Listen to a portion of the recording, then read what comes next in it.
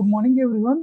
तो आप सभी का मेरे इस चैनल पिच वर्ल्ड पर स्वागत है। तो आज है फ्रेंड्स 11 मार्च और 11 मार्च से रिलेटेड जितने भी करंट अफेयर का सिलेक्टिव क्वेश्चन है उसको आज हम हल करने वाले हैं, जो आपके इंडिया प्लस वर्ल्ड का क्वेश्चन रहने वाले फ्रेंड। और ये जो करंट अफेयर का सेशन है ये सभी एग्जामों के लिए मोस्ट इम्पोर्टेंट साबित होने वाले फ्रेंड। लेकिन हमारा जो टारगेट है छत्तीसगढ़ पुलिस भर्ती 2025 में एग्जाम होने वाला है उसको क्रैक करना, ठीक है फ्रेंड, जिसमें लगभग आपका 10 से 12 क्वेश्चन करंट अफेयर से रिलेटेड क्वेश्चन देखने को मिल सकता है। ठीक है फ्रेंड, तो हम करंट अफेयर से जितने भी क्वेश्चन बनेगा उसको हम इतने बेहतरीन तरीके से पढ़ेंगे कि आपका क्वेश्चन में 100% सॉल्व हो सके। ठीक है फ्रेंड्स, तो चलते हैं अपने पहले प्रश्न की ओर। देखिए फ्रेंड्स, सबसे पहला हमारा प्रश्न है, किसकी संस्था वन तारा को भारत सरकार द्वारा प्रतिष्ठित प्राणी मित्र राष्ट्रीय पुरस्कार 2025 से किसे सम्मानित किए गए हैं फ्रेंड्स? तो ये है आपका Anant Ambani. Option number A ही हमारा राइट आंसर है। अब इससे जुड़े कुछ पॉइंट को भी हम कवर कर लेते हैं। अनंत अंबानी के Jamnagar animal rescue centre Vantara को भारत सरकार द्वारा प्रतिष्ठित प्राणी मित्र राष्ट्रीय पुरस्कार 2025 से सम्मानित किए गए हैं, जो भारत में पशु कल्याण के क्षेत्र में दिया जाने वाला सर्वोच्च राष्ट्रीय सम्मान है। 27 फरवरी 2025 को विज्ञान भवन नई दिल्ली में आयोजित समारोह में वन तारा के सीईओ विवान करानी ने यह पुरस्कार स्वीकार किया है। वन तारा का अत्याधुनिक हाथी देखभाल केंद्र 240 से अधिक बचाए गए हाथियों को जंजीरों से मुक्त, सुरक्षित और समृद्ध वातावरण प्रदान करना इसका मुख्य उद्देश्य है। दूसरा क्वेश्चन, विश्व समुद्री घास दिवस 2025 में कब मनाया गया है? वे फ्रेंड्स आपका 1 मार्च को मनाया गया है। ऑप्शन नंबर सी हमारा राइट आंसर है। विश्व समुद्री घास दिवस हर साल 1 मार्च को मनाया जाता है, जिसका मुख्य उद्देश्य है समुद्री घासों के पर्यावरण महत्व, उनके संरक्षण की आवश्यकता और समुद्री पारिस्थितिकी तंत्र में उनके योगदान के प्रति जागरूकता बढ़ाना ही इसका मुख्य उद्देश्य है। यह दिवस पहली बार 1 मार्च 2023 को मनाया गया था। ठीक है फ्रेंड, इसको याद रख लेना है, कब मनाया गया था पहली बार? 1 मार्च 2023 को। अगला क्वेश्चन देखते हैं, फरवरी 2025 में हेरत महोत्सव 2025 में किस राज्य केंद्र शासित प्रदेश में मनाया गया है? तो ये आपका जम्मू और कश्मीर में मनाया गया है। ऑप्शन नंबर बी हमारा राइट आंसर है। हेरत या हरा शिव की रात, जिसे महाशिवरात्रि के रूप में भी जाना जाता है, जम्मू और कश्मीर में कश्मीरी पंडितों द्वारा मनाया जाने वाला एक प्रमुख त्यौहार है। यह त्यौहार भगवान शिव और देवी पार्वती के विवाह की सालगिरह के रूप में मनाया जाता है। कश्मीरी पंडितों के लिए यह दिन अत्यंत महत्वपूर्ण होता है, क्योंकि यह धार्मिक और सांस्कृतिक परंपराओं को मानने का अवसर प्रदान भी करता है। पांचवा क्वेश्चन, भारत में शीशा रहित पेरोव्स्काइट तकनीक कहाँ विकसित की गई है? तो ये आपका हैदराबाद में किया गया। दोस्तों, हैदराबाद कहाँ पड़ता है? तेलंगाना राज्य में पड़ता है।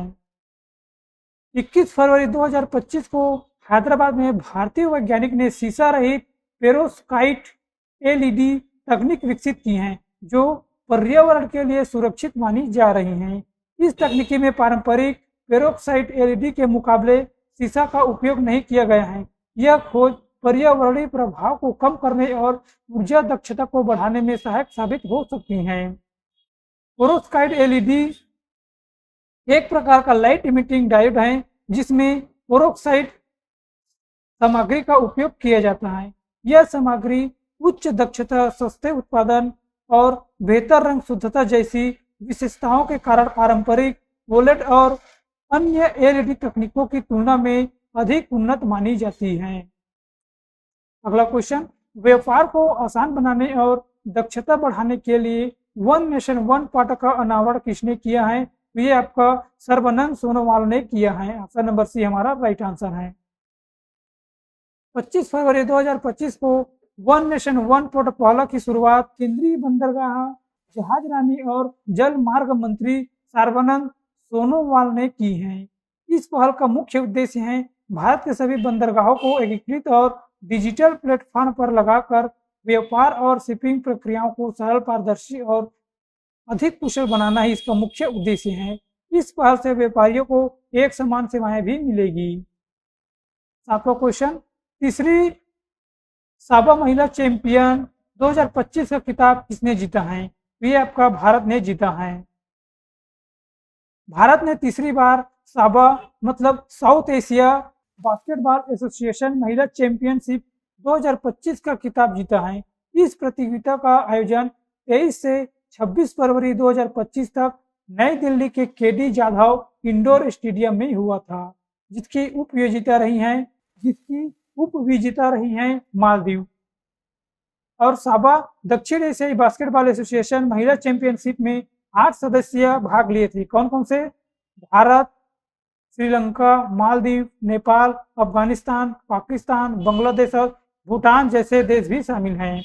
यह पहली बार था जब भारतीय महिला बास्केटबॉल टीम ने साबा महिला चैंपियनशिप में भाग लिया और उन्होंने पूरे टूर्नामेंट में शानदार सफलता हासिल भी किए हैं। 8वां क्वेश्चन, केंद्र सरकार ने ममनूर हवाई अड्डे के विकास को किस राज्य में मंजूरी दी है? तो ये फ्रेंड्स आपका तेलंगाना राज्य में मंजूरी दिया है।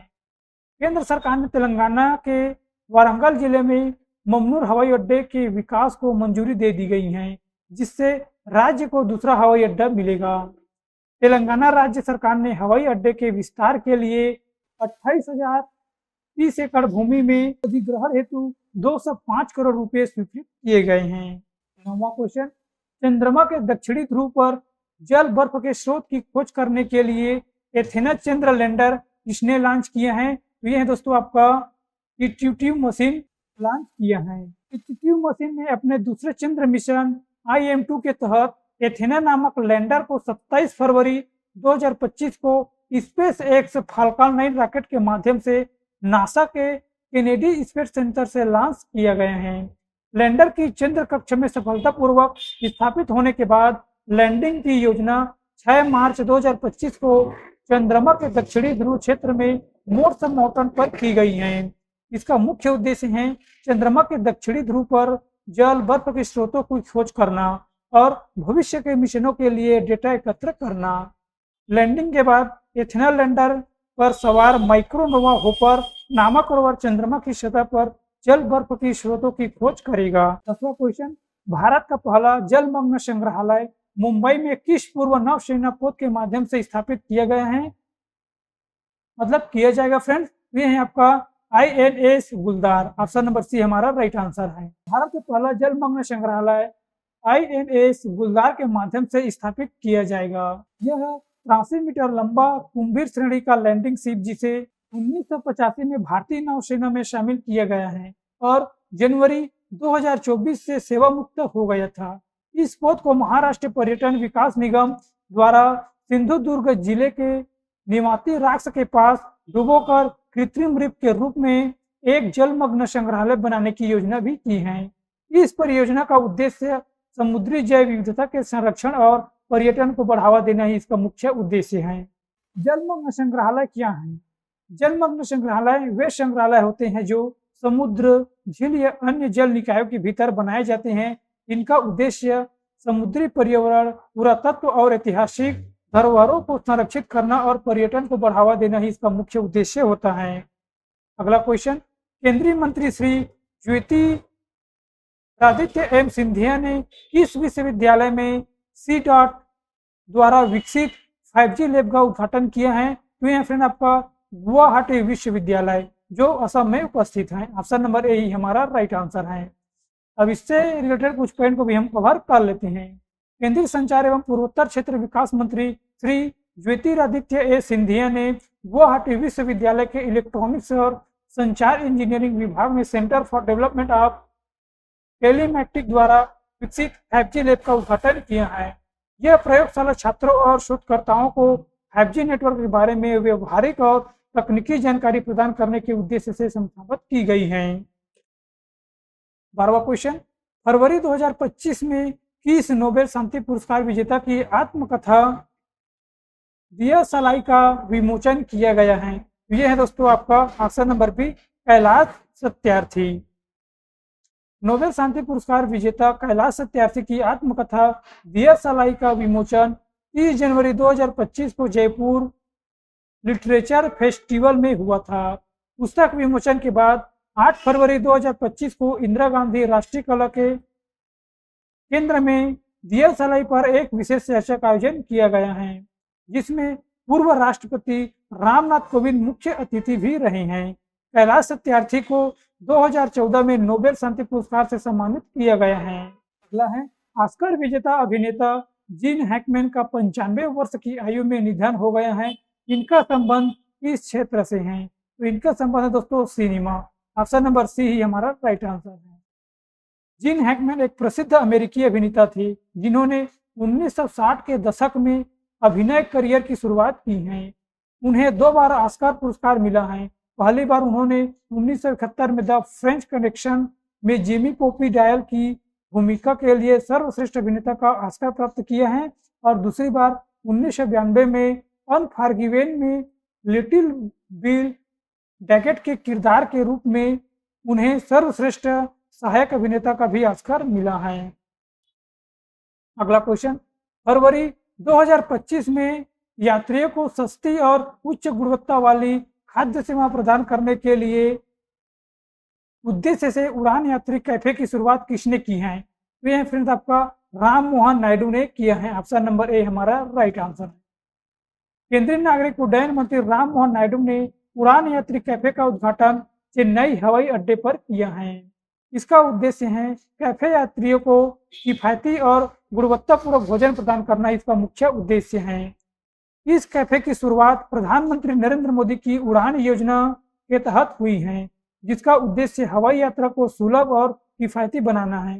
कैफे की सफलता के बाद इसे अन्य प्रमुख हवाई अड्डों पर भी शुरू करने का योजना भी किया है। 15वां क्वेश्चन, किसे कथा साहित्य के लिए बनारस लिट श्रेष्ठ 2025 पुरस्कार से सम्मानित किया गया है? तो ये है आपका राजकमल झा को। ठीक है फ्रेंड, ऑप्शन नंबर डी हमारा राइट आंसर है।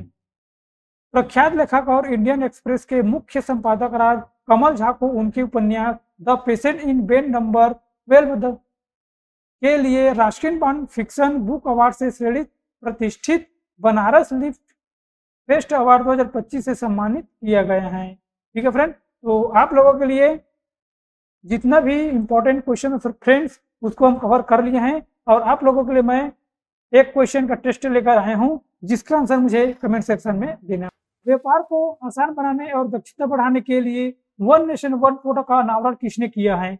नरेंद्र मोदी, पीयूष गोयल, सर्बानंद सोनोवाल या जगदीप धनखड़? तो इसका आंसर मुझे कमेंट सेक्शन में देना है।